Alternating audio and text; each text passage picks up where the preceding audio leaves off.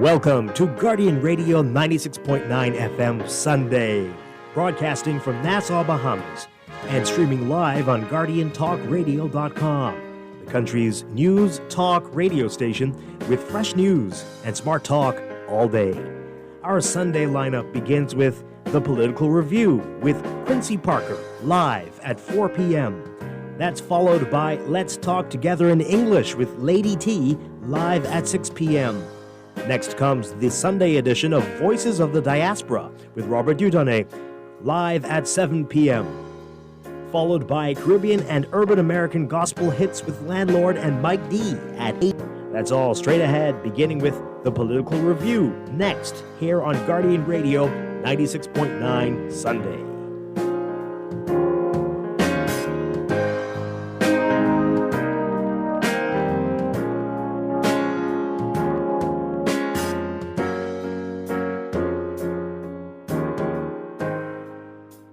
This is Guardian Radio 96.9 FM. Fresh news, smart talk, all day. The views and opinions of the hosts and guests are their own and do not necessarily reflect the position of the management and staff of Guardian Network.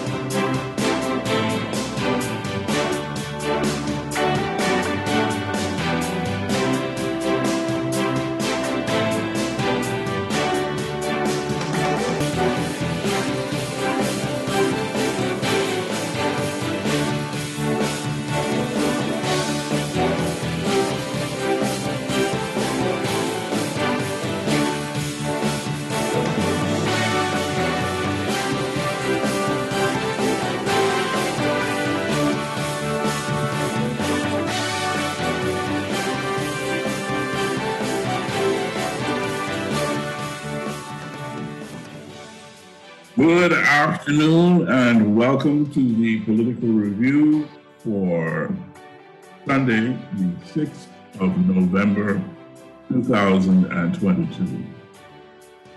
It is insane because we are talking about the first week of November 2022 already gone. I know that it seems that I'm always surprised by how much time has passed as we do this show. But I have to say, it does feel like time is moving at hyper speed. And I just hope that we are all taking care of those things we need to take care of to make the most of the time that we've been given. It is getting real out here. And I hope that you are focused on those things that bring you joy and those things that within God's will for your life will bring you prosperity and happiness and peace. May you be able to sleep at night. May your decisions be within the bounds of your conscience to do anything. And I really pray for my country at this time. Things are good for some, but for a great many, things are not so good. And we here at the Political Review, we're aware of that. And we are praying that God intervenes on your behalf. Thank you very much for joining us. Of course, we've turned the show around. You've been listening for the last couple of years. You know that we don't we have not been a call-in show, but we've decided this year that we'd love to have call-ins, and of course we've always been interested in your text messages. So the phone lines, we can open them now, and you can call us to talk about anything you hear on the show or whatever is on your mind from the political arena over the last week.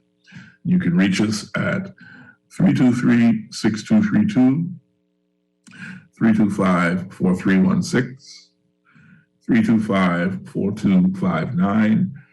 And as usual, you can send us your text messages at 422-4796. Of course, those of you who have my phone number, you can WhatsApp me or Facebook me or tweet at me or hit me up on Instagram. I'd love to hear whatever you're thinking. So this week, the political review begins with, as usual, a roundup of the stories that made political headlines this last week. And I think one of the more important stories that happened towards the end of the week, and I have my reasons for thinking that this is the situation with the pharmacists after locking horns for several weeks over new price control changes for medicines announced by the Prime Minister on October 11th. Can you believe that's almost a month ago? And gazetted soon after. The government and pharmacists have reached an agreement on new margins. And they also jointly announced at a press conference, I think it was on Friday, that cancer and kidney medications will now also be added to the list of price-controlled drugs. The government did not agree to a recommendation made by the Bahamas Pharmaceutical Association to make pharmaceuticals VAT-free once again. I can imagine, as you can, that we're going to hear more about that as the time goes by. So in changes originally put in place, they provided a maximum wholesale percentage markup of between 15 and 18%. And these changes also included a maximum retail percentage markup of between 35 and 40%. The government and pharmacists have now agreed to a maximum markup of 20% for wholesalers and 40% for retailers for all price-controlled medicines. The agreement was reached at a meeting that took place on Wednesday afternoon between the government and pharmacy representatives from the wholesale and retail businesses. The previous margins had been in place since 1977, and they were 25% markup for wholesalers and 50% for retail. So the new agreement was struck a day after private pharmacies in the country closed their doors, saying the new amendments would have been detrimental to business, and they wished not to incur fines, given that the enforcement of the regulations took effect on Tuesday.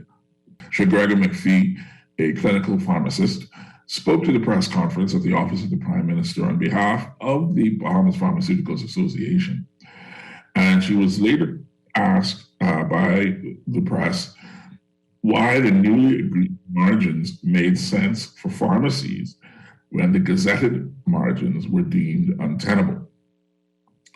That's a fascinating question. And McPhee explained that chronic diseases or chronic disease medications accounted for 60 to 70% of drugs sold. Now, before I go on with the story, I want to stick a pin there and just let us ruminate on what that is saying.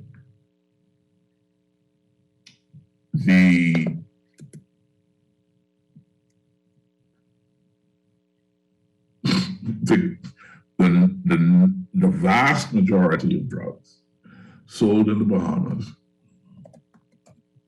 are for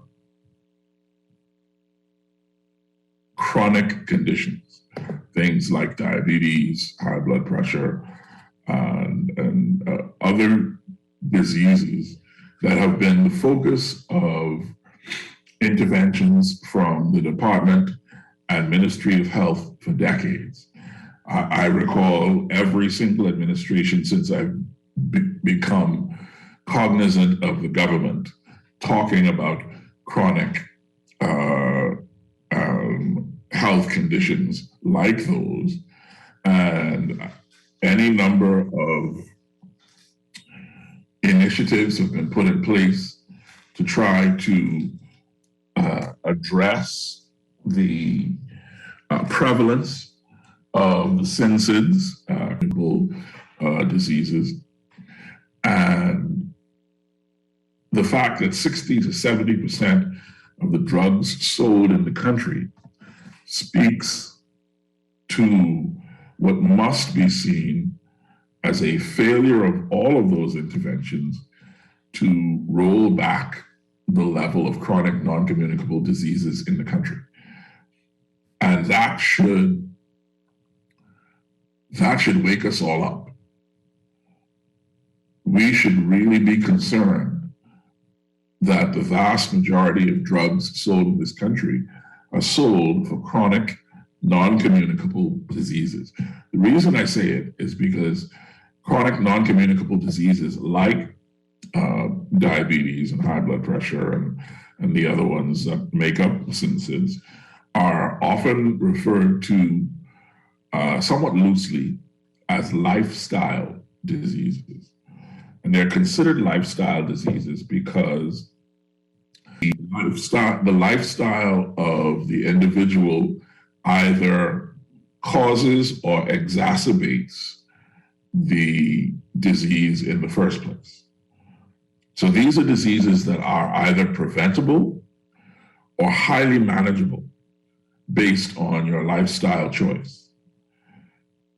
And the fact that 60 to 70% of the drugs sold in the country are sold to address these chronic diseases suggests that there is much work to be done to address lifestyles here in the Commonwealth of the Bahamas. Anyway, back to the story. Those drugs would have attracted that 35% maximum markup, which the government had gazetted, which again was down from the 50% markup, which existed since 1977. Those drugs are 40% markup. And McPhee said that 5% increase in the markup was secured by the pharmacists during their meeting with the government on Wednesday, and that it would make an important difference. McPhee also said that pharmacists now have clarity on a set list of medications that would be covered. And in its recommendation to the government last week, the BPA had urged the government to retain the 25% price control on prescription medicines for wholesale pharmacy operations and the 50% price control on prescription medicines for retail pharmacy operations.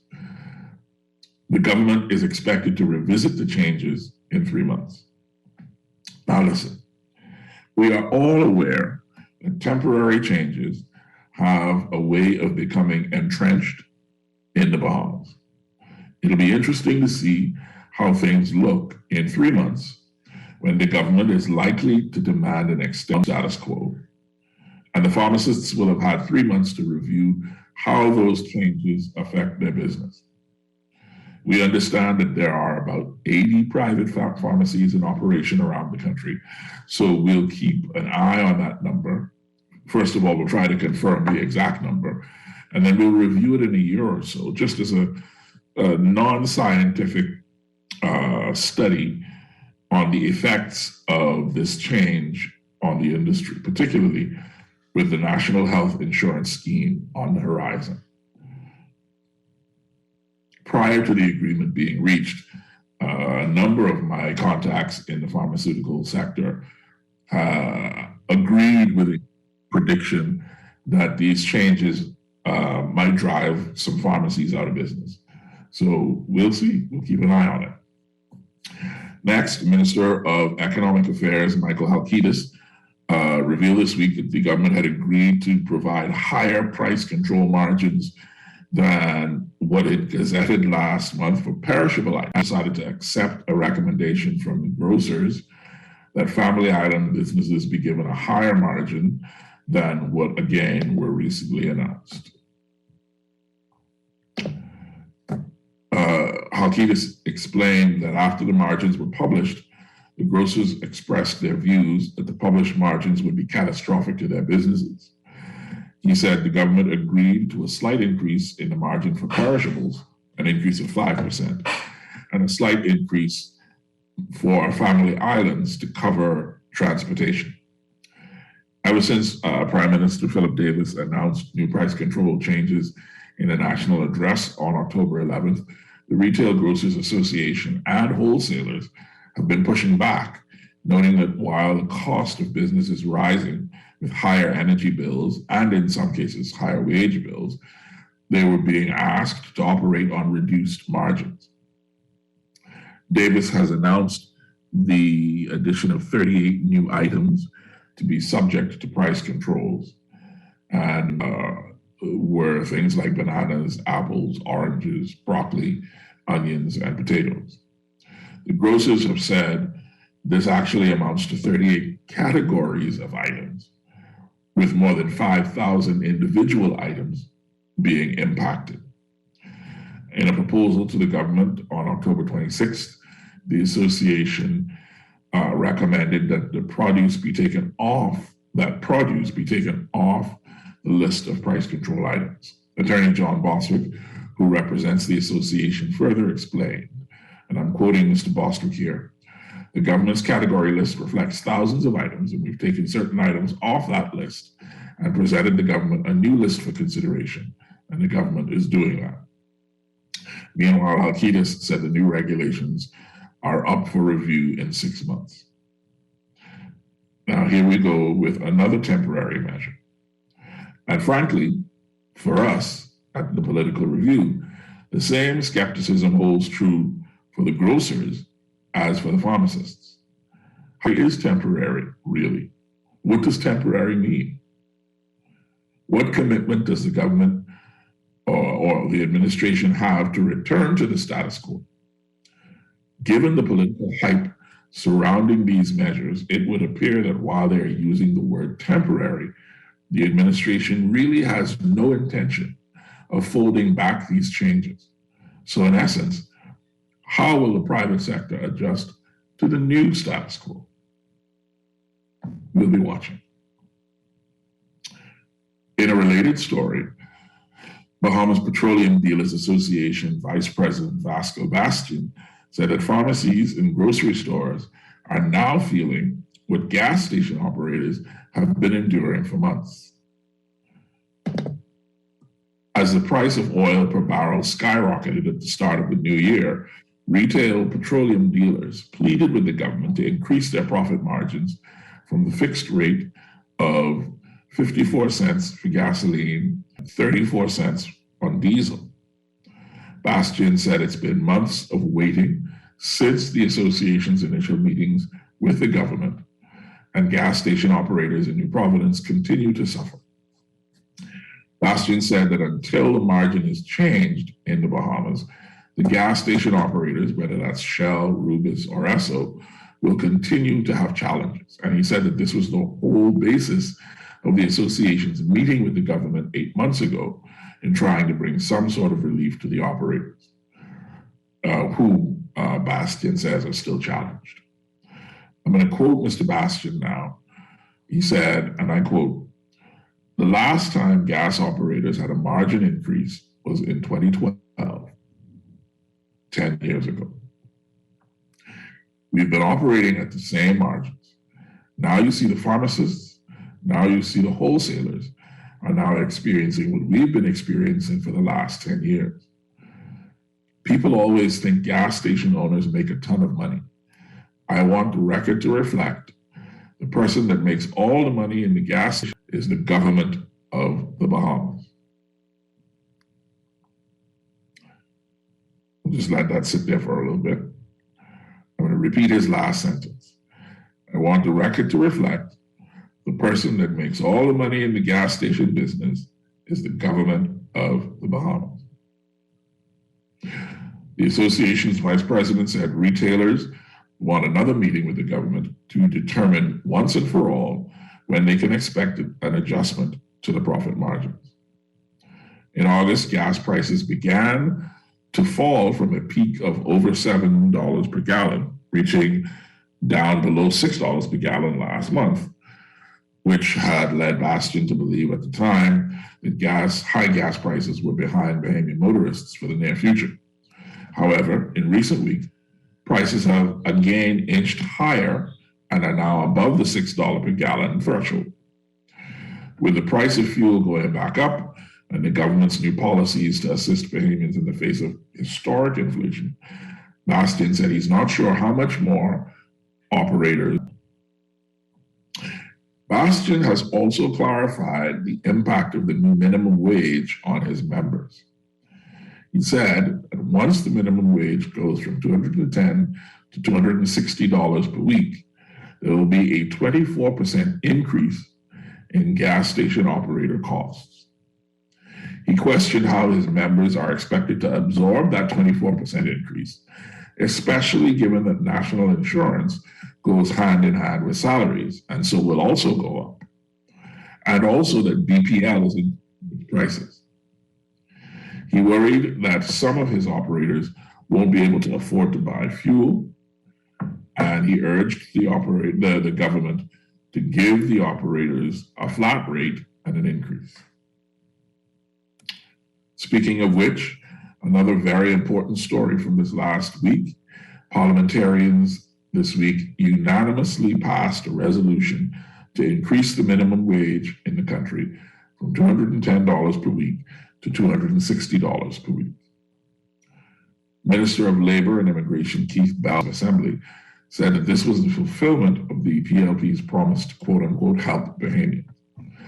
Bell reiterated that the government had promised to review the minimum wage to phase in a livable wage and recommend to the National Tripartite Council that they move towards this minimum wage increase.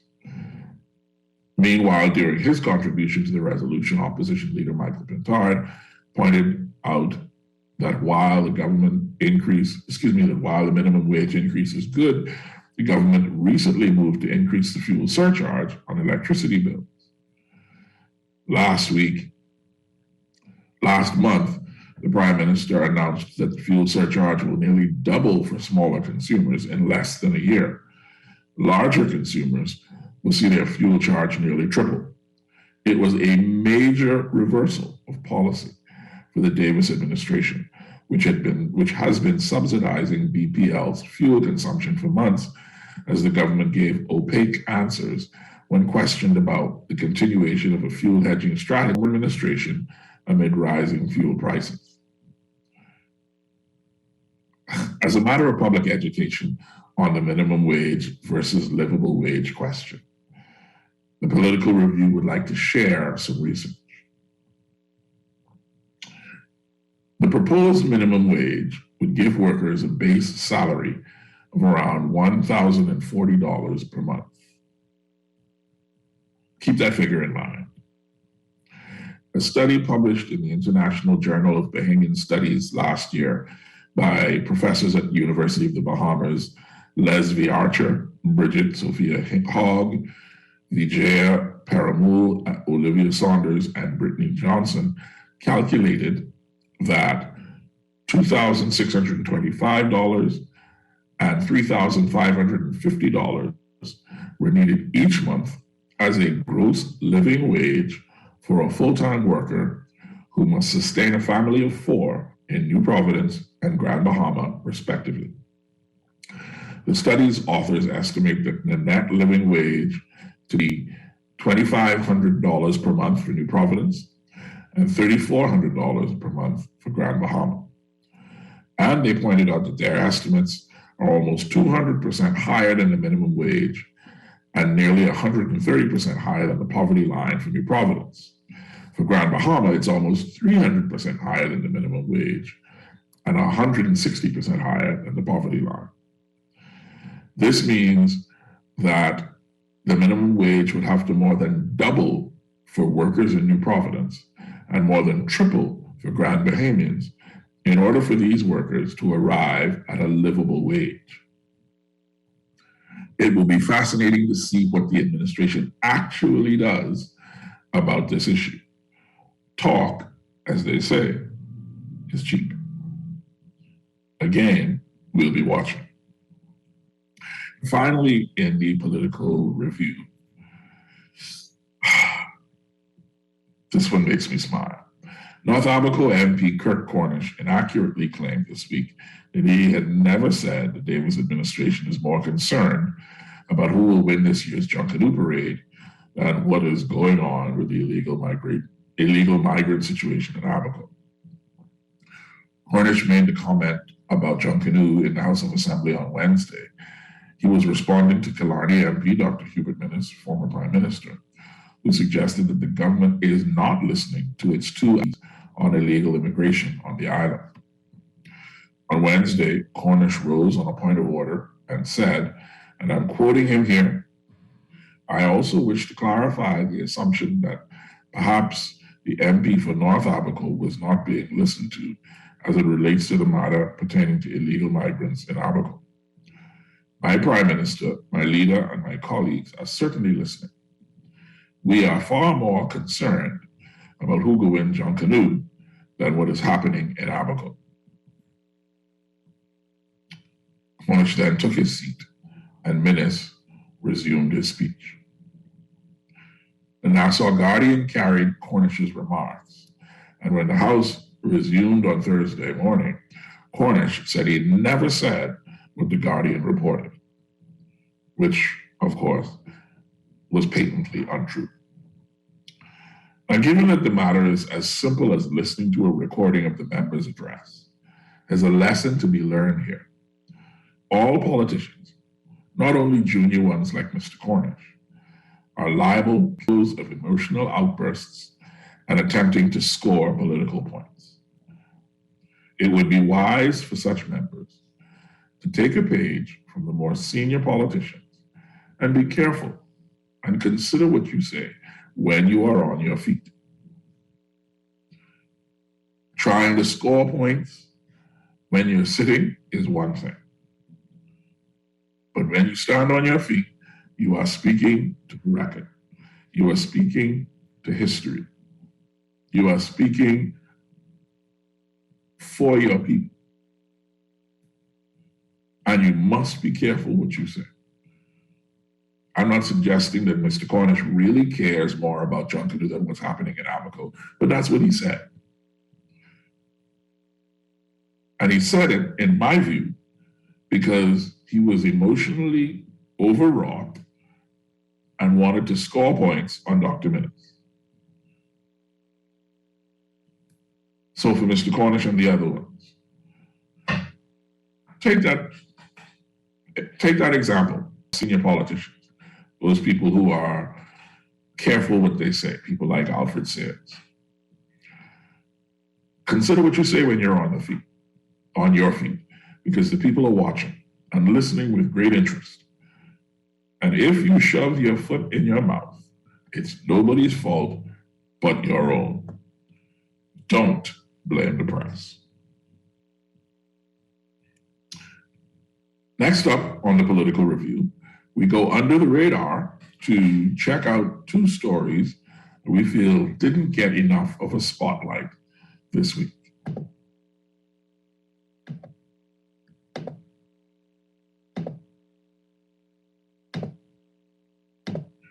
First, in Under the Radar, and this one makes me very happy. The Bahamas Agricultural and Industrial Corporation, or BAIC, has signed a memorandum of understanding with the wholesale agency Milo Butler and Sons Limited to sell and distribute Bahamian-grown and processed products. The agreement, Bahamian produced jams, jellies, sauces, drinks, confritter batter, cassava flour, peanut butter, and Bahamian-made wines will be sold through Milo Butler and Sons networks. The corporation said that Milo Butler and Sons Limited will purchase products from a list of BAIC-approved food processors and will sell the products through its established distribution network at wholesale and retail levels. This public-private partnership, which is being touted as the first for BAIC, will afford the corporation the opportunity to continue to train and encourage more food processors throughout the islands of the Bahamas to produce more quality goods and products, as Milo Butler and Sons Limited utilizes its existing sales and distribution channels, providing adequate storage facilities for perishable and non-perishable goods. Milo Butler and Sons Limited will also utilize its marketing machinery to continuously promote such goods to the general public. Chairman Javon Butler said that the country's ongoing challenges with food insecurity. Butler said that Milo Butler and Sons has recognized that the company is heavily dependent on imports, as are other food and dry goods wholesalers and retailers, as economies of scale make it cheaper to import and resell goods to the public rather than fully embracing local farmers, fishermen, processors, and manufacturers. At the beginning of the company's fiscal year, 2022-23, a conscientious decision was taken by the board of directors requiring that 25% of all products sold by Milo Butler and Sons Limited are Bahamian grown, Bahamian produced, or Bahamian manufactured within the next 3 years. We here at the Political Review like to applaud Milo Butler and Sons Limited for this incredibly forward-leaning and important step, and we would encourage other Bahamian wholesalers and retailers, particularly those who deal in food and dry goods, to consider something along these lines. Well done, Milo Butler and Sons. Next, and under the radar, in a completely different direction, the Minister of Labor and Immigration, Keith Bell, gave notice that at the next sitting of the House of Assembly, he plans to move for the appointment of a select committee to investigate matters that arose from the Auditor General's report into the Bahamas' embassy in Brussels, Belgium. Now, all right, I'll say that at the end.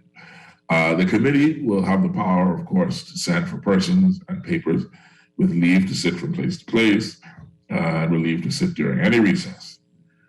In an audit report tabled in the Parliament last month, Auditor General Terence Bastian recommended that the Ministry of Foreign Affairs establish standards and policies for purchasing furniture for all residences, embassies, and missions after more than $600,000 was spent to furnish the official residence in Brussels. In the audit, Bastian noted that the government had spent $614,156.14 on furniture for the official residence in Brussels. The audit focused on the period of November 1st, 2019. Following the revelation, former Minister of Foreign Affairs Darren Henfield, who said he knew nothing about the spending, called for an investigation and added that, if true, it is an indefensible abuse of public funds. Former Prime Minister Dr. Hubert Minnis called Bell's comments disingenuous and said the protocols to furnish the new embassy were followed. Now, It's going to be very interesting to find out just what this select committee intends to prove. Henfield's comments suggest that $600,000 plus to furnish an official embassy residence in Brussels, Belgium, in some way out of order. I will be curious to see how much it costs to outfit an embassy official residence in Brussels, and whether the $600,000 was out of line with what other countries have spent, particularly other countries with our economy and other countries with our GDP. Because the fact is,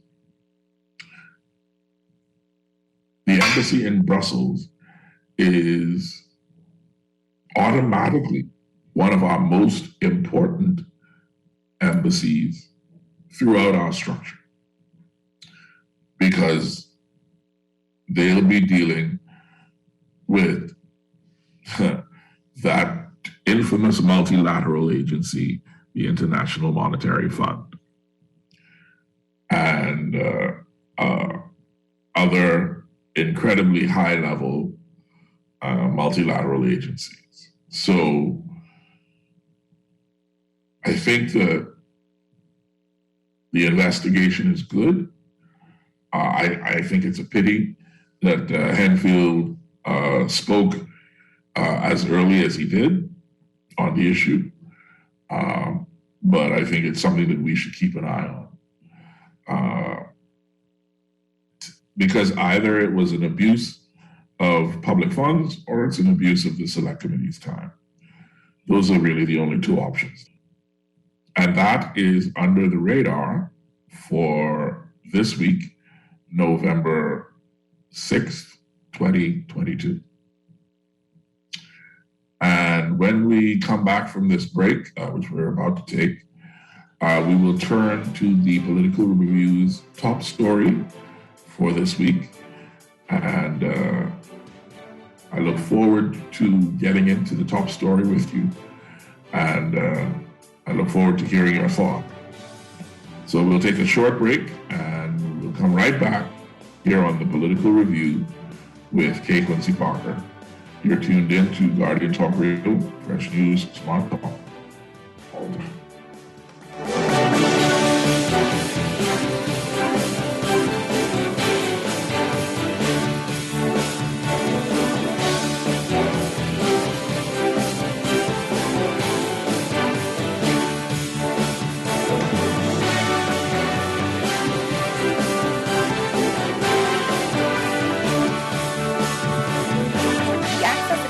Small is here to help small businesses throughout the entire Bahamas. To better serve you, we've made it easier to contact us. Call 461-7232, WhatsApp 359-0626 or 359-2394, email helpdesk@spdcbahamas.com, or submit a ticket when you visit our help center at accessaccelerator.org. The Access Accelerator, empowering small business. When I got prostate cancer, my family didn't know if I was going to live. At Cancer Treatment Centers of America, within days, I got an appointment. They presented me with treatment options, and we set up a robotic prostatectomy.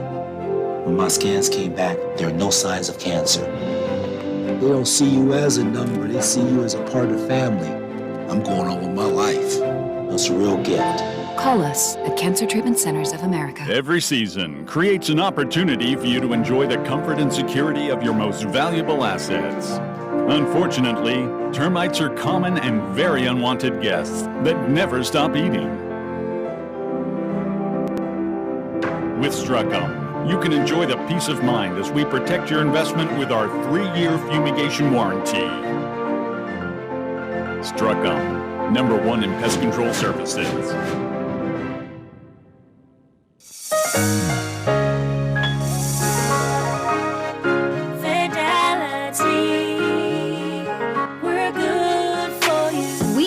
how important collecting your money can be to the success of your business? Start your relationship with Fidelity today so that we can show you the many options available to you with our merchant services. From click and pay options online to merchant terminals and e-commerce options. We're here to help your business succeed. For more details, speak to one of our business development officers at 356-7764 in Nassau or 352-6676 in Freeport. Visit our website at fidelitygroup.com or visit any of our branches.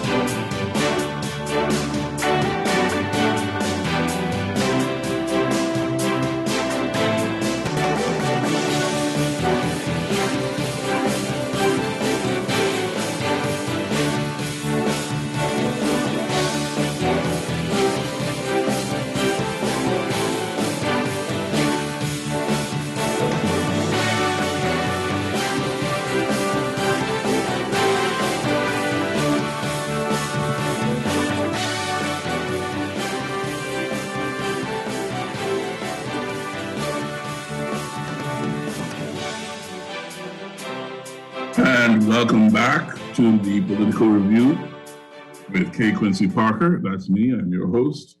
It is the 6th of November, 2022, and it's Sunday, a wonderful Sunday afternoon in the Commonwealth of the Bahamas. And now, as mentioned, we turn to our top story for this week. Now, our top story for this week is, well, let's just get into it.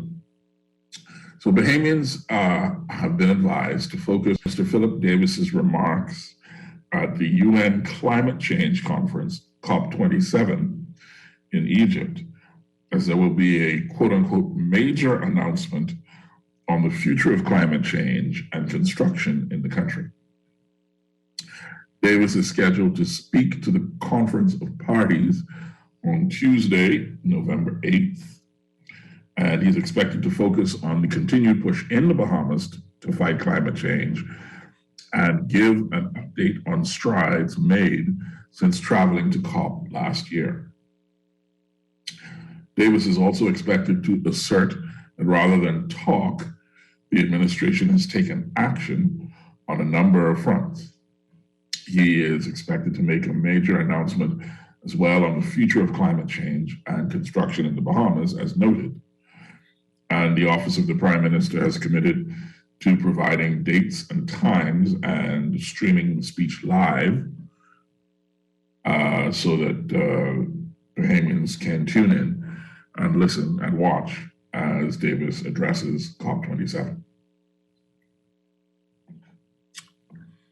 Before we continue with the more substantial part of the story, sort of on a tangential note, given the continued furor over the size and composition of traveling delegations, Press Secretary Clint Watson addressed concerns over the size of COP27 delegation to El Sheikh, Egypt, and confirmed that there will be a group of 10 of the government traveling with Prime Minister Philip Davis.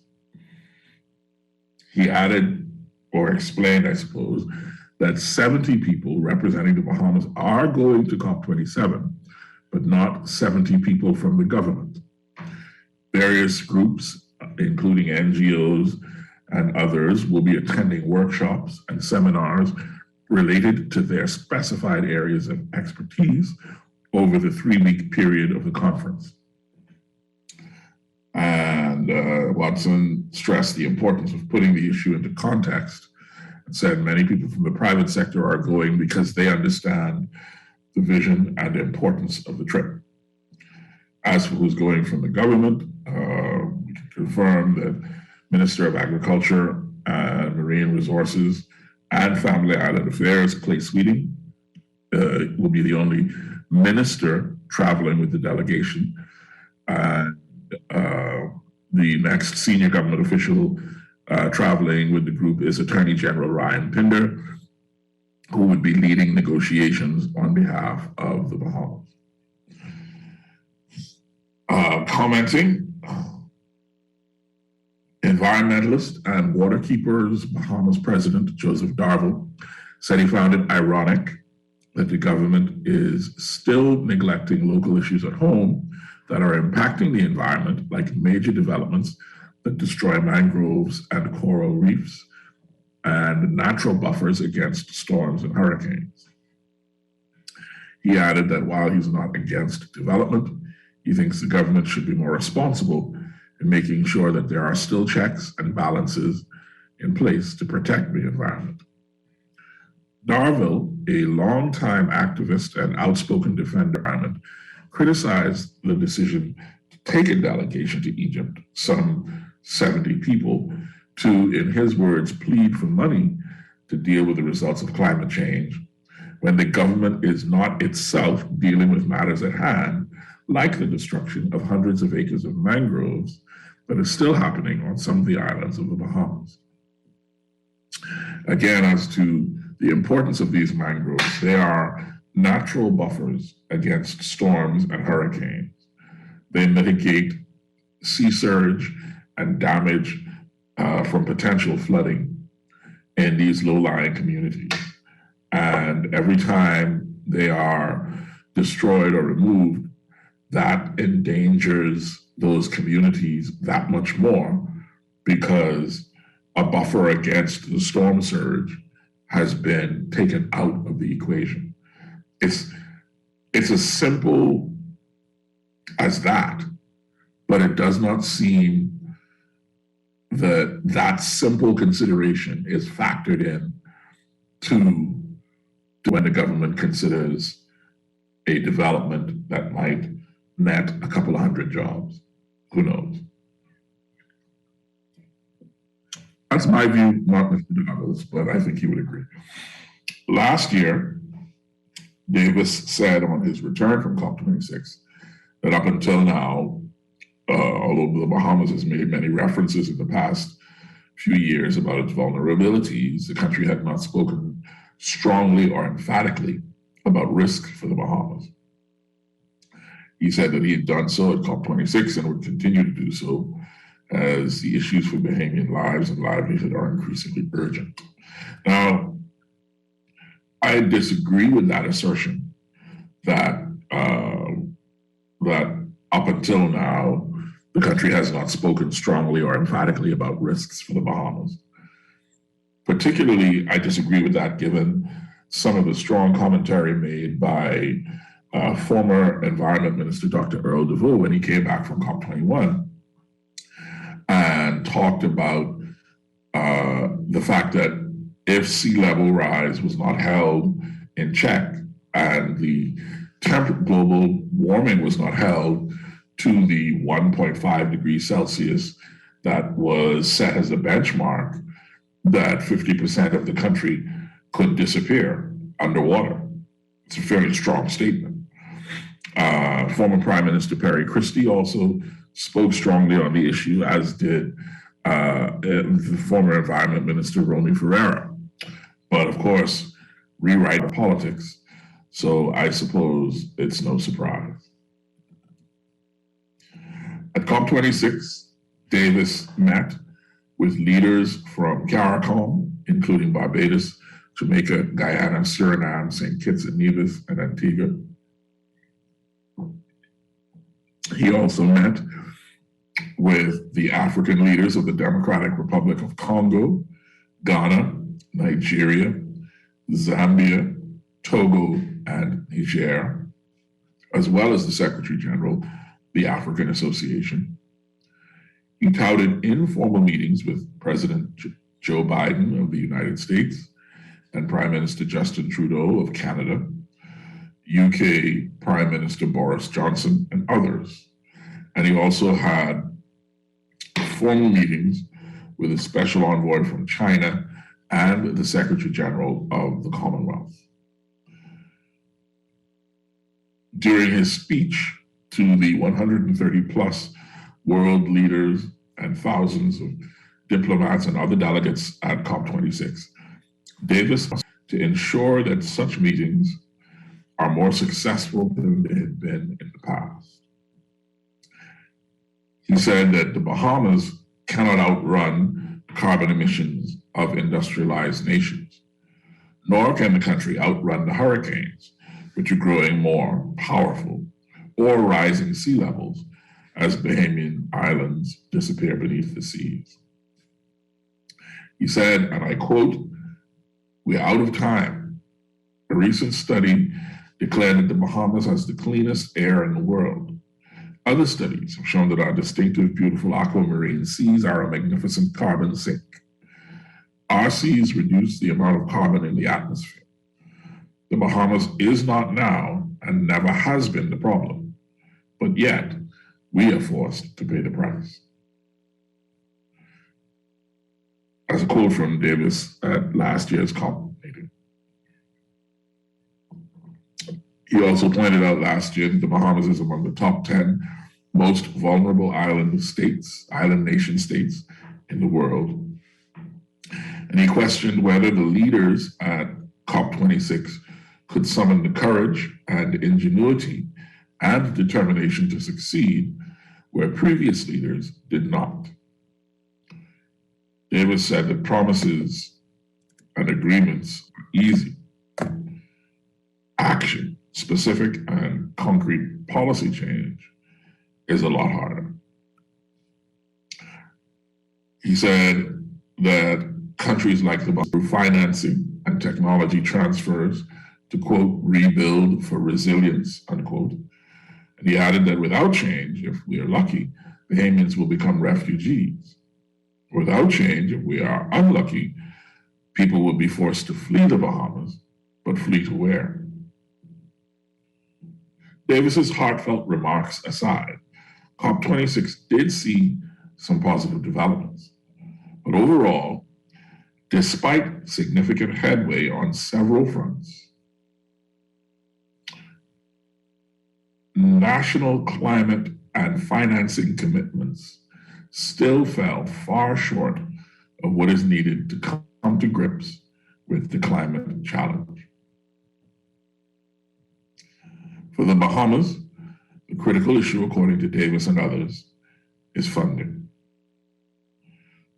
How did COP26 stack up on this important front? Did developing countries like the Bahamas get the finance and support they need? Here's the answers. In 2009, rich nations committed to mobilize $100 billion a year by 2020 and through 2025 to support climate efforts in developing countries. In the Glasgow Climate Pact, which was the major document to come out of COP26,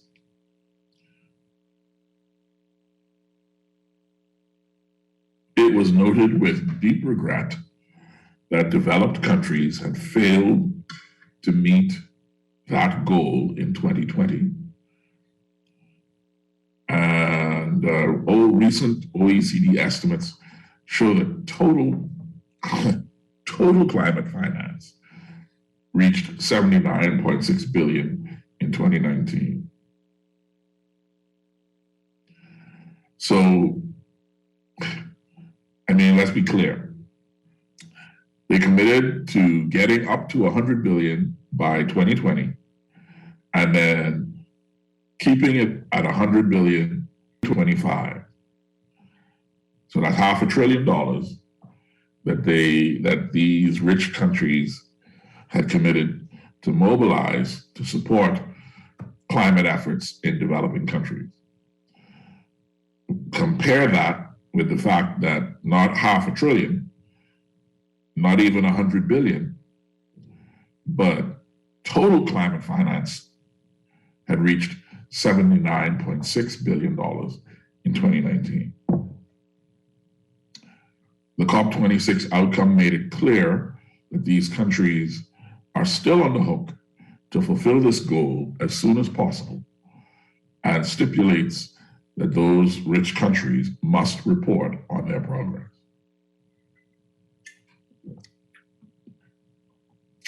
Countries also agreed to a robust process to develop new, larger finance goals to go into effect after 2025.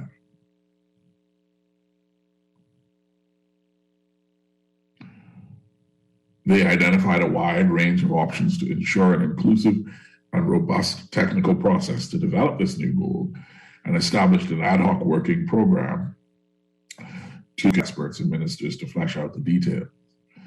The post-2025 climate finance goal is expected to be set by 2024. Developed countries also agreed to at least double funding for adaptation by 2025, which would amount to at least $40 billion. This is a significant milestone to address the persisting imbalance between funding for mitigation and adaptation efforts. Adaptation finance currently amounts to only a quarter of total climate finance, while needs to adapt to the increasing impacts of the climate crisis continue to grow. The Adaptation Fund reached unprecedented levels of contributions, with new pledges of $356 million that represent almost 3 times its mobilization target for 2022, and the Least Developed Countries Fund, which supports climate change adaptation in the world's least developed countries, also received a record $413 million in new contributions. Although more money is needed to help developing countries increase their resilience to the effects of climate change, this is progress that was warmly welcomed by developing countries in Glasgow. Now,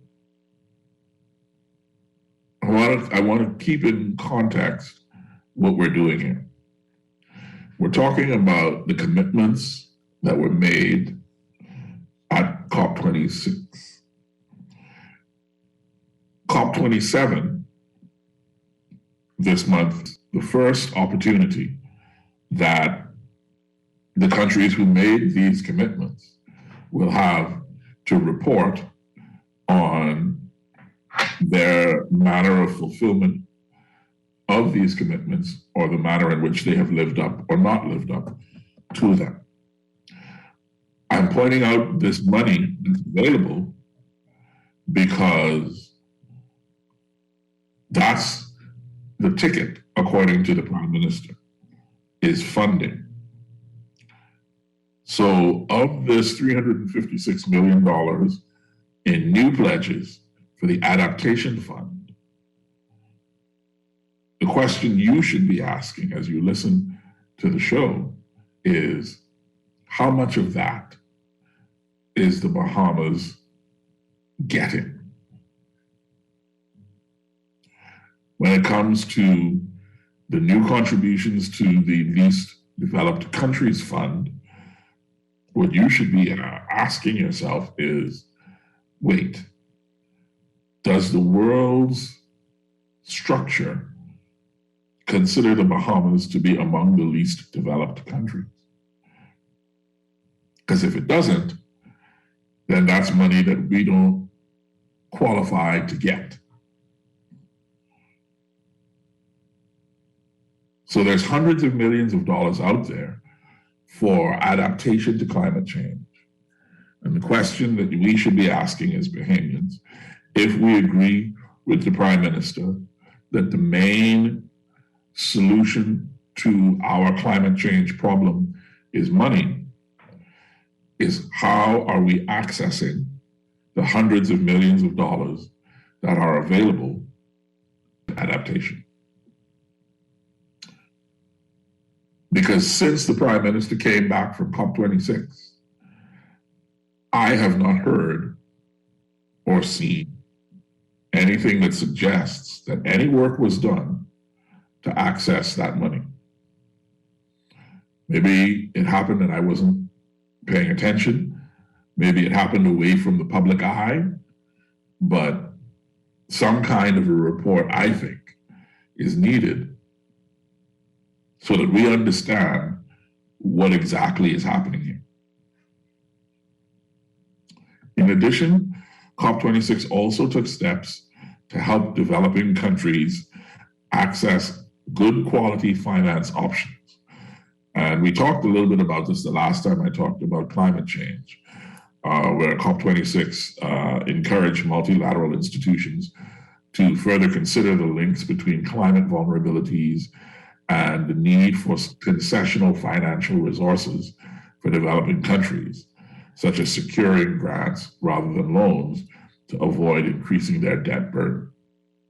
On that front, vis-a-vis the Bahamas, but as yet, no announcements have been made. And so, once again, we are left to question where we are. Just want to say it's 1 minute after 5 p.m. You are listening to The Political Review with Quincy Parker, that's me, on Guardian Talk Radio, 96.9 FM, where we believe in fresh news and smart talk all day.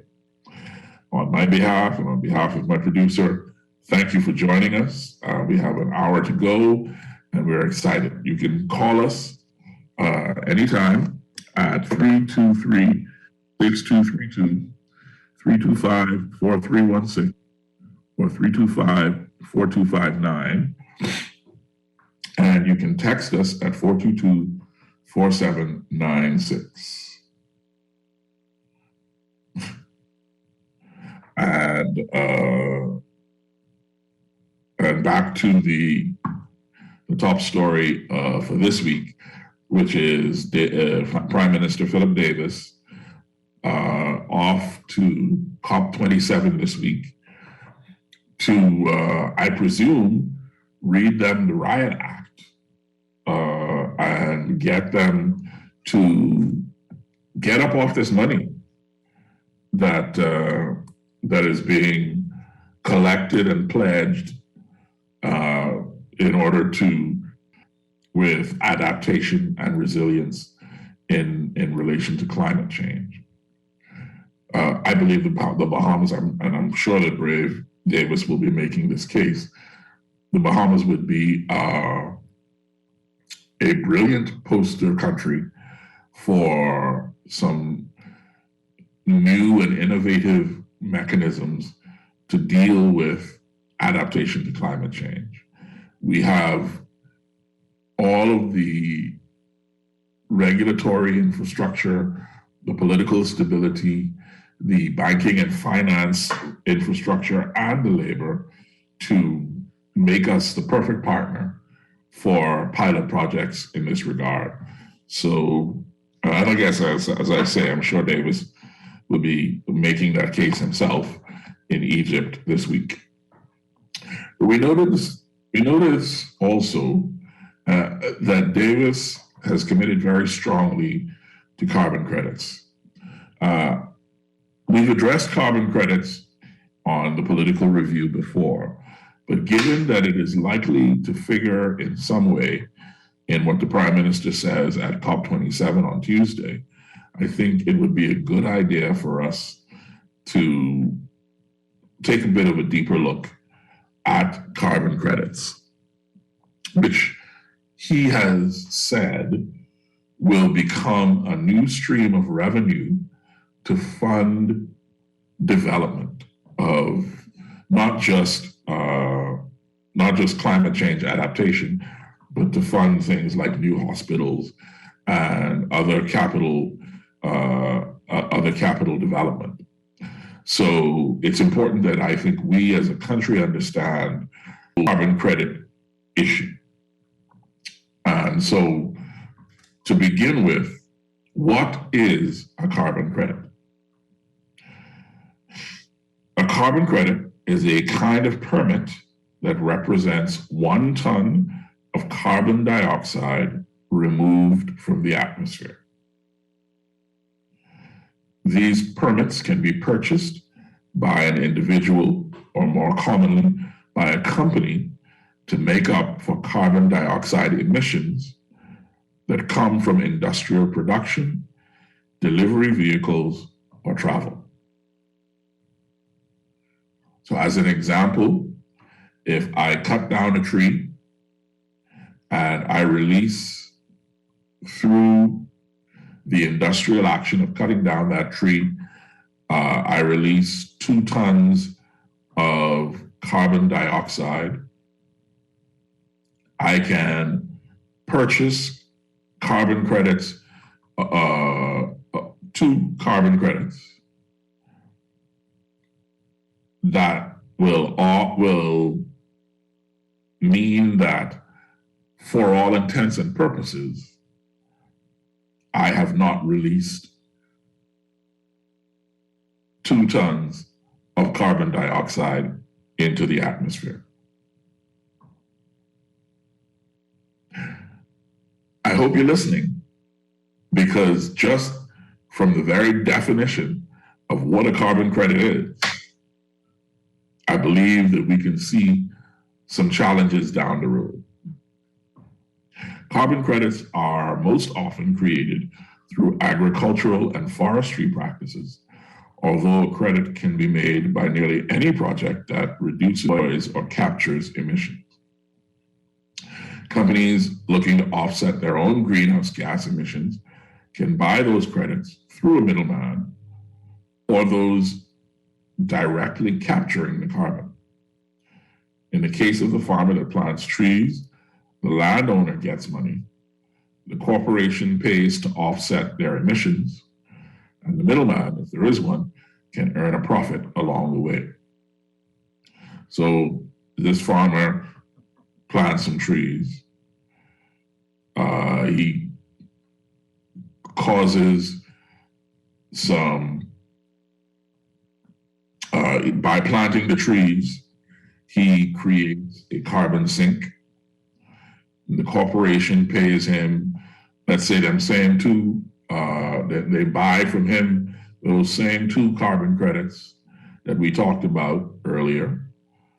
And so the corporation has paid money to offset their 2 tons of carbon dioxide emitted into the atmosphere.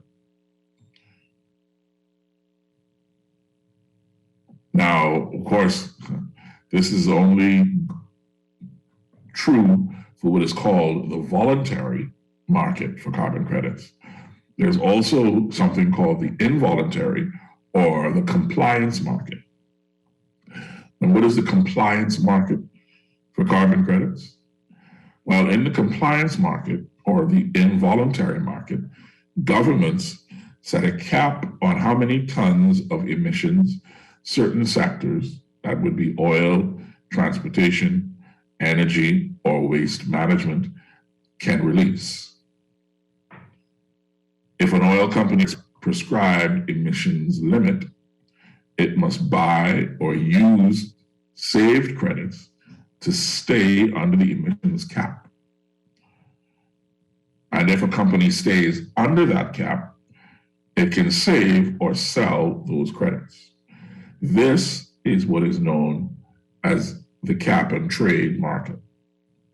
Now, you may remember some years ago, under a different administration, the government was talking about cap and trade. This is what cap and trade is all about. A transportation company has a set limit of emissions. If they go over their limit of emissions, they have to buy carbon credits in order to come back down under the emissions cap.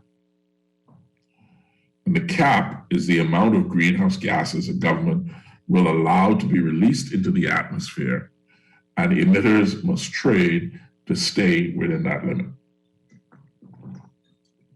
So you can imagine how complicated that math must be. Article 6 of the 2015 Paris Agreement makes national leaders responsible to figure this out on a global scale. Good God. So far, about 64 carbon compliance markets are now in operation around the world. That was in May of 2021, May of 2022, according to the World Bank. And the largest carbon compliance markets are in China, Australia, and Canada. While politicians and business executives have discussed putting a price on carbon, the United States does not have a federal, wide-ranging cap and trade market for greenhouse gases. So I hope we understand what the compliance market is for our carbon credits, because it's most likely that that is where the government anticipates that its revenue from carbon credits is likely to come. So just to once again reiterate what the compliance market is, that's where governments set a cap on how many tons of emissions certain sectors can release. Those sectors are likely to be oil, transportation, energy, or waste management sectors.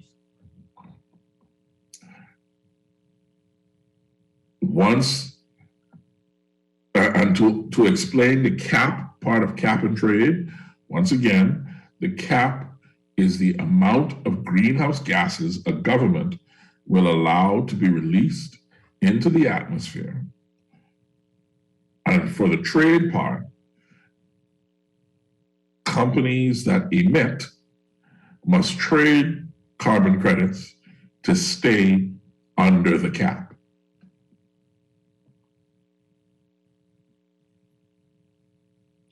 Now, the power of the compliance market is that it is involuntary. Once the government sets a cap, and you have to buy carbon credits to offset your emissions.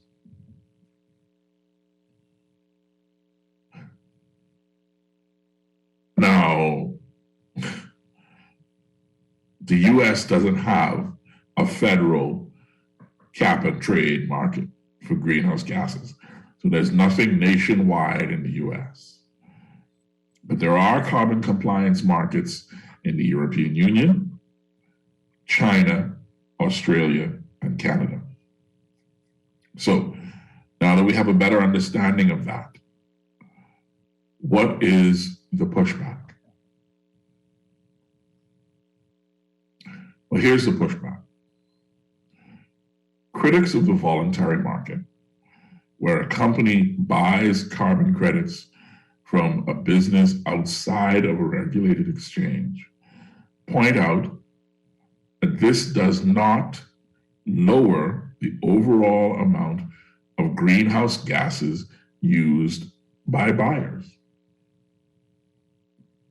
They are simply offset, which gives corporations a way to claim that they are eco-friendly without actually reducing their overall emissions. Critics call this greenwashing. I advise you to get used to that term and familiar with the term greenwashing, because my suspicion is that it is going to be very prominent in any national debate that we have about carbon credits when it is time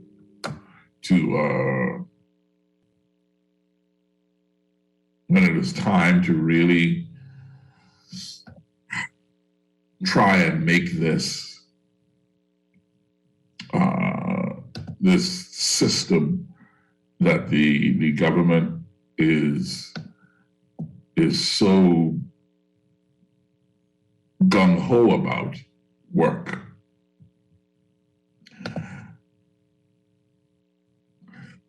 Next, it should be pointed out that carbon credits can also be bought from projects that would have happened anyway. So for instance, one investment company says they pay farmers to convert their fields into forests and sell those credits to corporations. But several farmers that they all claim that they already planted trees through a government conservation program. and what's also, because I'm trying to avoid value judgments here, because I don't want my opinion to influence your opinion. I'm just giving you the information here. Some of these carbon credits through these projects, again, this is all the voluntary market, are not permanent.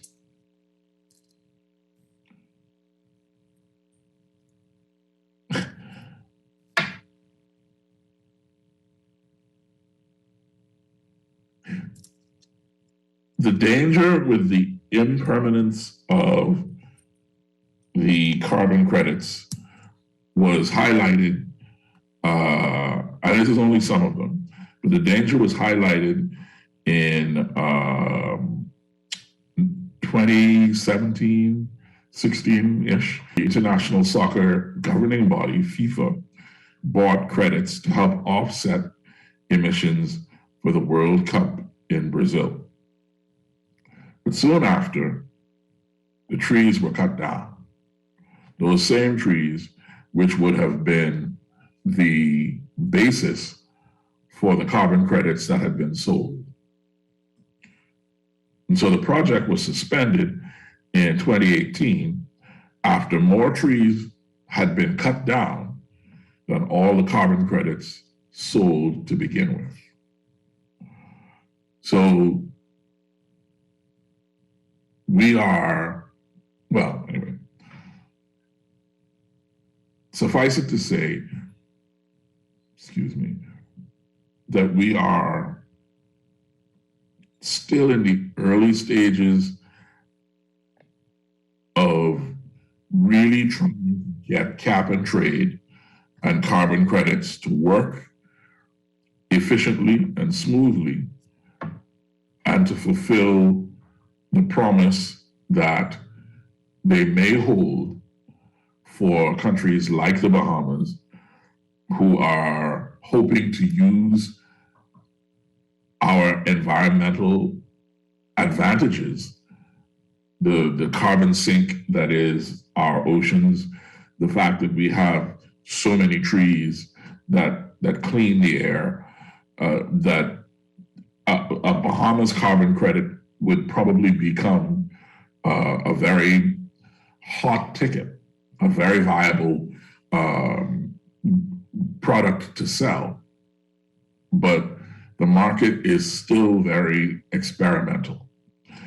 Nowhere is that more important than in the area of regulations and oversight. And so the question comes up, what regulations or oversight does the market have? Well, the fact is, the voluntary market operates largely unchecked by either federal or local regulators.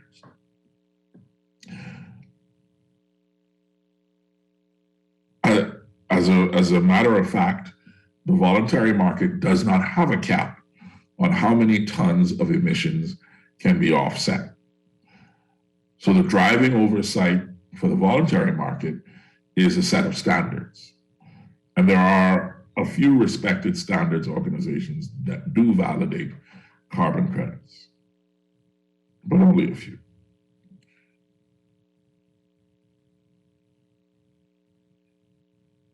In terms of oversight and regulation for the non-voluntary or compliance market, keep in mind that the regulation there comes from the government and the oversight there is from the government. So that would mean any cap and trade offers that we get as a country from the European Union, China, Australia, and Canada there we would be dealing with regulated carbon compliance markets, as opposed to, the voluntary market. But in terms of what the U.S. is doing about carbon credits, the U.S. Department of Agriculture has not yet adopted or set its own standards for carbon credits. It does finance carbon caps, and it does publish data to help agricultural businesses capitalize on the market. But Robert Bonney, who is a senior climate advisor to the USDA's secretary, said that the department needs to scale up with a recognition that there's going to be a lot of private investment in terms of carbon credits and cap and trade. He said that the USDA shouldn't want to displace that investment, but in essence, encourage it to come in to the regulatory framework. So again, looking at the US, are any states creating a market for carbon trading? The answer is that California is the only state with a state cap and trade market for carbon. By 2030, California aims to lower emissions to 40% below 1990 levels. About 450 entities targeted by the market must deliver an overall 15% reduction in greenhouse gas emissions compared to the business as usual scenario in 2020. Companies covered by the state law can purchase a certain percentage of carbon credits to stay under the emissions cap. California carbon credits are expected to increase by about 60% to $41 per credit by 2030. That is according to the International Emissions Trading Association. But again, cap and trade means that they are paying to, well, you draw your own conclusions. Aside from California, Oregon considered a bill in 2021 that would limit emissions from regulated sectors to reach a 45% reduction from 1990 levels by 2035 and an 80% reduction below 1990 levels by 2050. That is a bill that Oregon considered, has not yet passed. The state of Washington passed a law last year that puts a limit on the amount of greenhouse gases that can be emitted and then auction off allowances to certain highly pollutive sectors until that cap is reached. The state's goal is to reduce emissions by 95% below 1990 levels by 2050. Each year until then, the cap will be reduced, allowing total emissions to fall. The program's first compliance period will begin in 2023. So there are some US states that are sort of experimenting with a state level cap and trade issue market.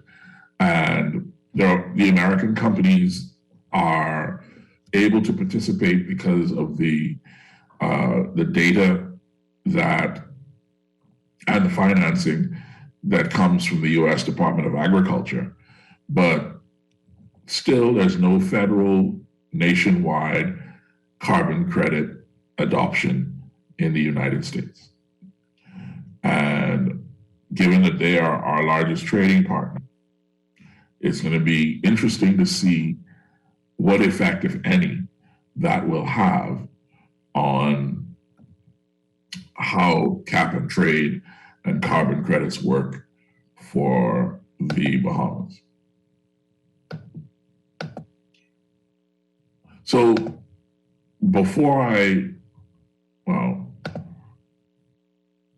just have some questions about carbon credits as a plank in the government's revenue plans, given that it doesn't directly reduce carbon emissions, but instead allows carbon emitters to pay for the damage they are doing. Is carbon credits really eco-friendly? Is it an environmentally friendly and sustainable system? I think the greenwashing concern is a legitimate one. The next question is, who exactly carbon credits to, and under what regulatory standards? What mechanisms exist to ensure that the Bahamas is not simply providing a service to those players interested in greenwashing their projects?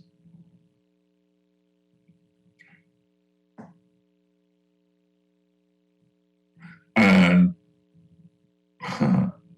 also, and I think this is probably the most important question in terms of carbon credits as a point of importance in terms of government revenue. How much money exactly are we talking about? It takes hundreds of millions of dollars to build a new hospital.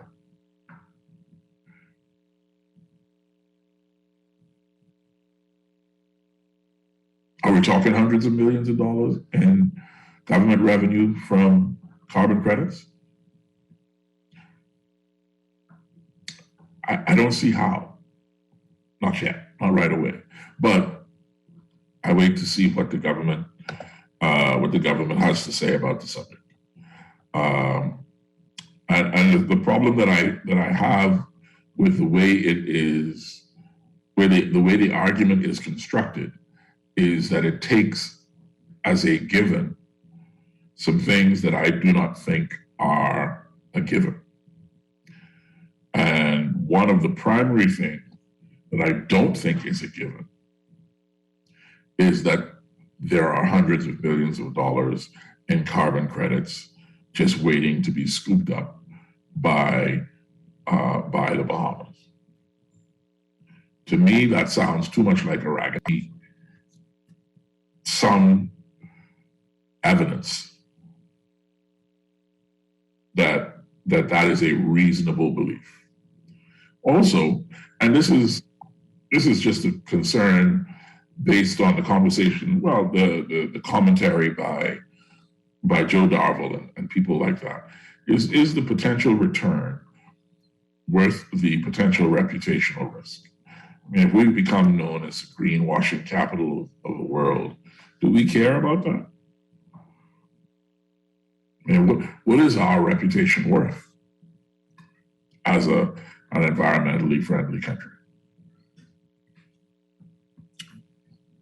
I mean, who knows, really? Well, it's 29 minutes after 5. I need to take another short break. When we come back, we'll take a quick look at what the anticipated outcomes from COP27 might be. And then we will call it a day for your wonderful, wonderful company this afternoon. So, producer, let's go ahead and take that short break right now, if you could. We'll be right back.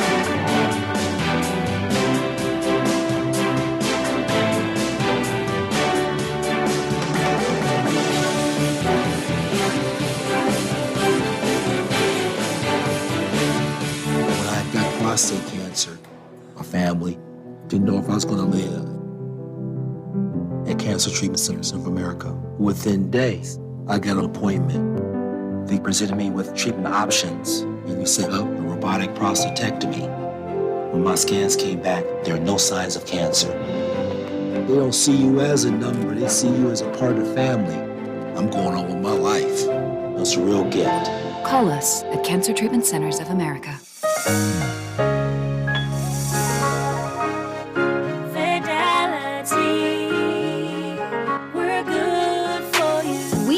How important collecting your money can be to the success of your business. Start your relationship with Fidelity today so that we can show you the many options available to you with our merchant services. From click and pay options online to merchant terminals and e-commerce options. We're here to help your business succeed.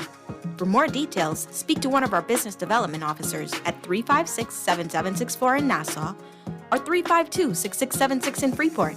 Visit our website at fidelitygroup.com or visit any of our branches. Fidelity, we're good for you. Every season creates an opportunity for you to enjoy the comfort and security of your most valuable assets. Unfortunately, termites are common and very unwanted guests that never stop eating. With Struckum, you can enjoy the peace of mind as we protect your investment with our 3-year fumigation warranty. Struckum, #1 in pest control services. The Access Accelerator Small Business Development Center is here to help small businesses throughout the entire Bahamas.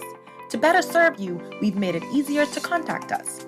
Call 461-7232, WhatsApp 359-0626 or 359-2394, email helpdesk@spdcbahamas.com, or submit a ticket when you visit our help center at accessaccelerator.org.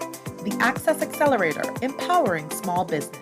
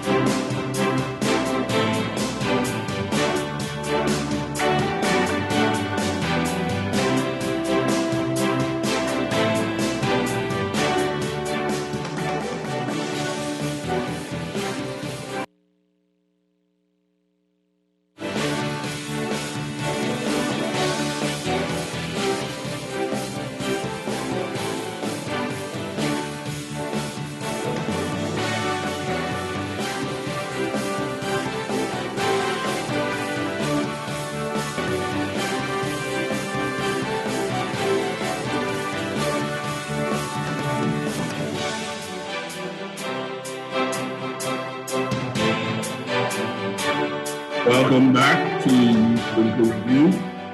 It is 33 minutes after 5 p.m. and I am your host, K. Quincy Parker.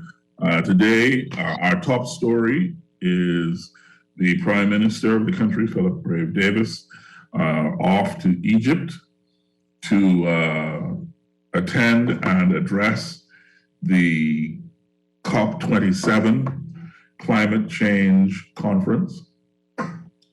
And we've had a bit of a background as to what he said last year, what some of the commitments were made by some of the countries that were a part of COP26, and it's time now to look.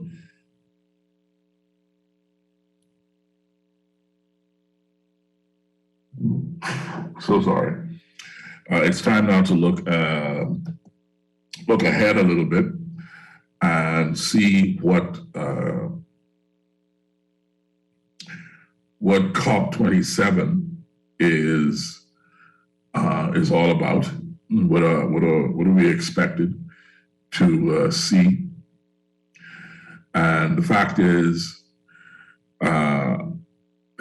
just again, by way of context for why COP27 is important, the world's leading scientific authority on climate change, the or IPCC, says the world is now in extraordinarily dangerous territory. Every small delay to proportionate action on mitigation and adaptation is a move closer to irredeemable damage to the climate and its ability to meet human needs. According to the IPCC, around half of the world's population is highly vulnerable to the impacts of climate change, with those in highly vulnerable regions like the Bahamas already 15 times more likely to die due to floods, droughts, and storms compared to regions with very low vulnerability. Do you hear what I say? People who live in highly vulnerable regions are 15 times more likely to die due to floods, droughts, and storms compared to people who live in regions with very low vulnerability to climate change. This is the urgency that is recognized in the convening of COP27. So the questions all boil down to this. What does COP27 really hope to achieve?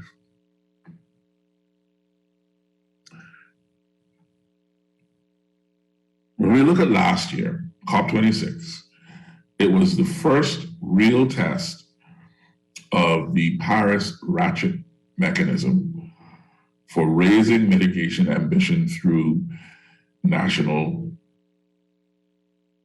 development commitments. Emission 26 remained insufficient to limit global warming to the agreed levels. And the summit ended with the Glasgow Climate Pact, which we talked about, calling for countries to put forward strengthened targets within the year.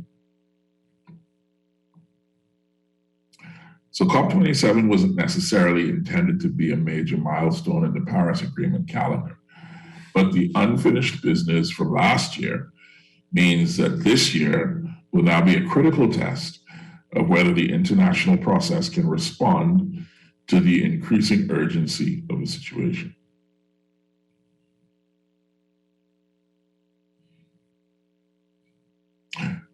The United Nations most recent assessment shows that as of late September, mitigation commitments in NDCs would, if implemented, increase emissions by 10.6% by 2030. And increase emissions by 10.6% by 2030. In strong contrast to the 45% emissions reduction needed to align with a 1.5 degrees Celsius pathway. On the current pledges, that means if nothing changes, even if all the work that has already been pledged up to date is done, right? So forget that this week happens. If everything that has been promised up to this moment in time, if it happens, even so, the world is likely to see a catastrophic 2.5 degrees century.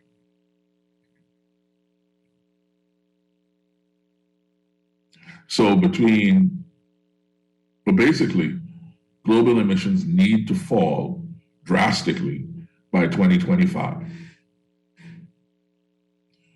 Even though emissions are still rising, there still needs to be something done by the industrial countries to bring those emissions down. Otherwise, countries like the Bahamas stand no chance.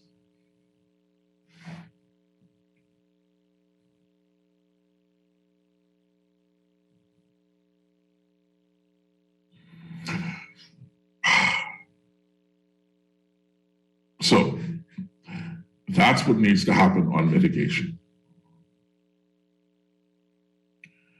It is hoped to draft, I want to be clear, right? There's a gaping gap in ambition between what was said in Paris and what countries have committed to up to now. And the hope of tackling this gap is pinned on the agreement of the mitigation work program process at COP27 this week, which aims to urgently scale up mitigation ambition and implementation before 2030. What is hoped is that a draft decision on upscaling ambition will be adopted at COP27, as progress will be a crucial element of global governance gap this decade, that is before 2030, and keeping 1.5 degrees Celsius in reach. It'll also be a reality check for the UK COP26 presidency focused on specific sectoral mitigation action, framed as coal, cars, cash, and trees. So COP27 is an important moment for assessing progress on the flurry of plurilateral deals agreed on COP26 on issues from fossil fuel phase out to reducing methane emissions and ending deforestation. On the issue of adaptation, it's worth noting that Egypt is a highly climate vulnerable country and that Africa is a highly climate vulnerable continent. The fact is that adaptation has long received less attention and less finance than mitigation, even though, well, you draw your own conclusions, but in my view, adaptation is where we need to be focusing, since mitigation doesn't seem to be possible, frankly speaking.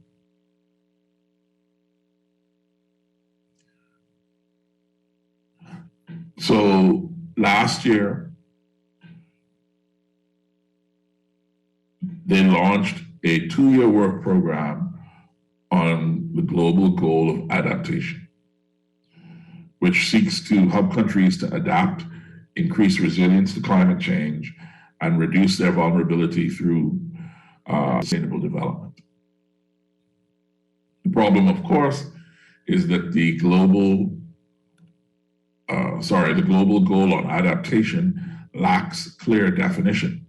It doesn't have an end point. It doesn't have a ratchet mechanism for ambition. So progress on defining the GGA at COP27 would help increase ambition and momentum on adaptation. Countries like the Bahamas have long been calling for support to adapt to climate impacts. But as climate impacts are not limited by national borders, adaptation should be of greater international concern. That, of course, is not what we're going to focus on as the Bahamas. We need to figure out how we are going to get through this next decade and century. But with regard to adaptation, many are hoping to see a keener understanding of the need for adaptation from a wider variety, wider array, I guess, of countries at COP27, and for greater support to facilitate implementation of adaptation plans. With regard to finance, a significant point of frustration and anger among developing countries at COP26 was the failure to deliver on promises of regular climate finance.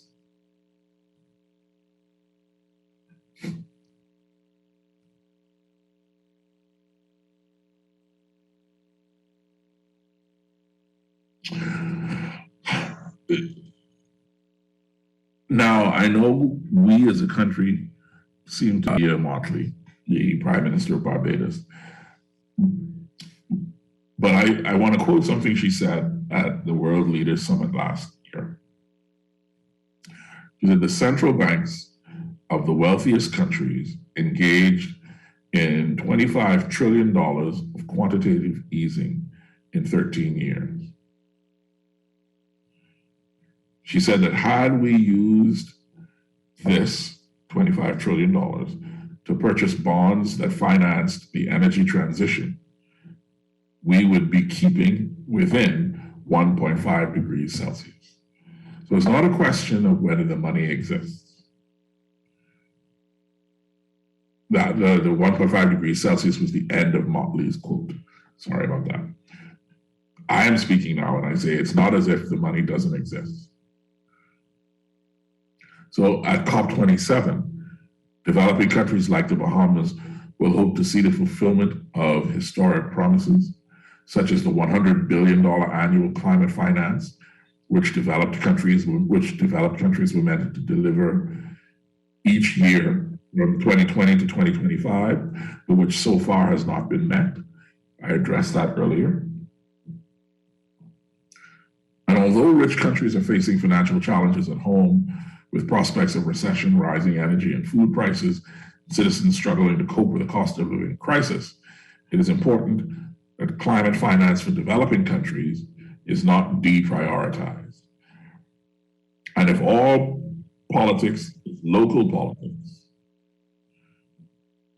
there is a significant risk that climate finance for developing countries might indeed be deprioritized. That's why COP27 is so important. That's why that our Prime Minister say the right thing to the right people. Right. On the question of loss and damage refers to destructive impacts of climate change that can't be avoided either by mitigation or by adaptation.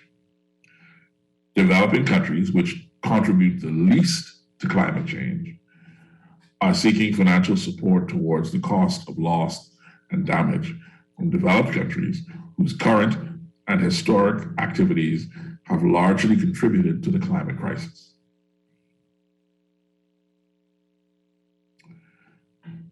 Let's be clear.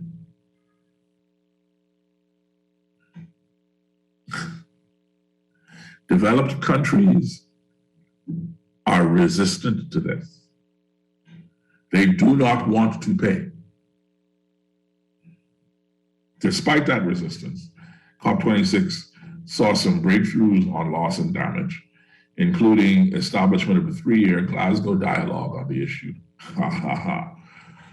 with symbolic pledges of £2 million and €1 million, respectively, from Scotland and Wallonia, Wallonia being a region of Belgium, to address loss and damage, breaking a taboo over the issue among rich countries. Since then, Denmark has committed $13 million or so in loss and damage finance as well. So loss and damage is on the provisional agenda for COP27, and developing countries will be hoping to see the topic formally adopted as part of the agenda and to see concrete decisions on funding arrangements. So loss and damage isn't on the agenda now, it's only provisionally on the agenda. It's going to be very interesting to see tomorrow what happens about the inclusion of loss and damage to the formal agenda, particularly given the resistance of developed countries who do not want to pay for the damage that they have done to developing countries.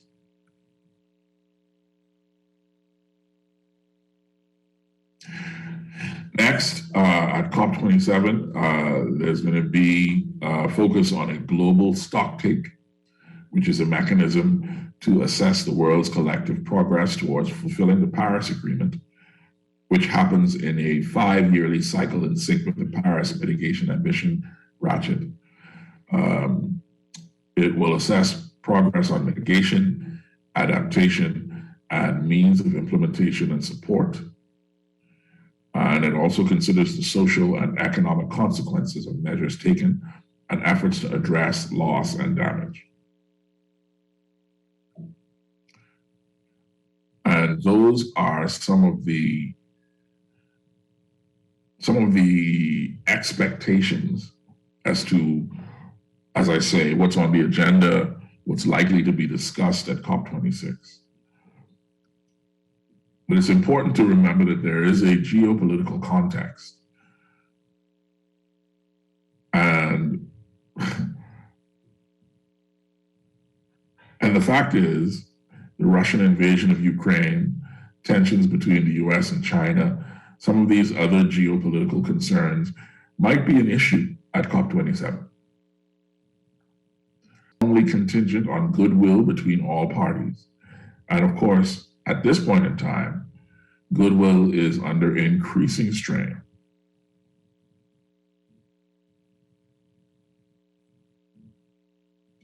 So we need to keep an eye on that.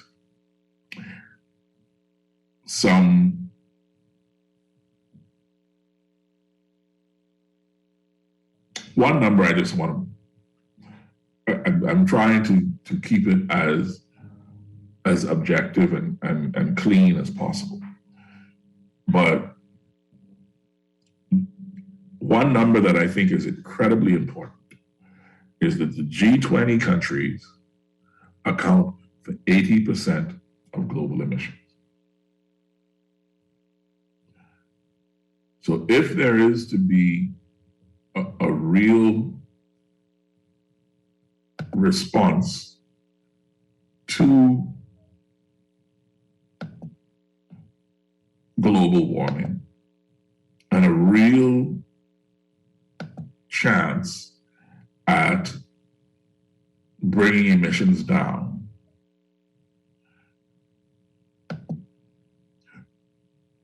developing countries like the Bahamas have to convince our partners in the G20 to do what needs to be done. And I hope that this week we find avenues to do that. And I hope that this week Prime Minister Philip Davis has butter on his tongue and is able to make the kinds of connections that are necessary for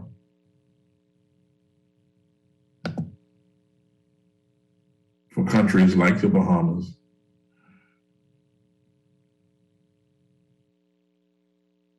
to really see progress in this incredibly important area.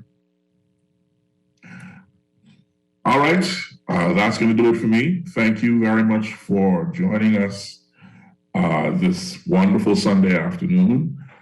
I made some lamb shanks and mashed potato for dinner. I'm going to eat that with a nice dry red wine, and should be very, very tasty.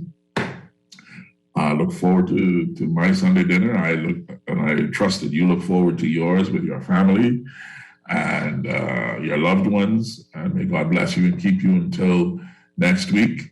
Up next at 6 o'clock, it's Let's Talk Together Live in English with Lady T. And I will see you next time. The Political Review with K. Quincy Parker. That's me. Guardian Talk Radio 96.9 FM. Fresh news, smart talk, all day. Bye.